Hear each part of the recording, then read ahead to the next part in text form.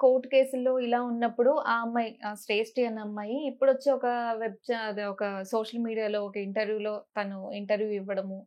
అంటే తను అంటే కొన్ని ఇలాంటి ఎలిగేషన్స్ చేయడము. ఇప్పుడు ఈ కోర్ట్‌లో ఈ కేసుల్లో ఉన్నప్పుడు తను ఇలా ఇవ్వడం కరెక్టే అంటారా? యాక్చువల్‌గా అయితే ఆ కేసుకి సంబంధించి మాట్లాడకూడదు. కోర్ట్‌లో ఉన్న దాన్ని సబ్జుడైజ్డ్ అంటారు హ్మ్. దాన్ని. Okay. So, we are not supposed to talk. Even మనం కూడా. ఓకే. హ్మ్.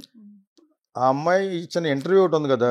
దాంట్లో తను చెప్పిన సమాధానాలు కొన్ని ప్లస్ ఫ్రెష్‌గా అమ్మాయి మీద కేసేస్తున్నారు ఏదో. దాని గురించి మాట్లాడుకోవచ్చు. అందుకని కోర్టు చేయవలసిన పని మనం చేయకూడదు.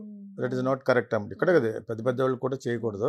కానీ నేను తను ఇచ్చిన ఇంటర్వ్యూలో రూల్స్ ఏం బ్రేక్ చేయలేదు, కానీ ఆ ఇంటర్వ్యూర్ అడుగుతుంది, నువ్వు నాకు అది తెలీదు ఇది తెలీదు చెప్పను అంటున్నావు, ఓ పక్క నుంచి అన్నీ చెప్పేస్తున్నావు అంది.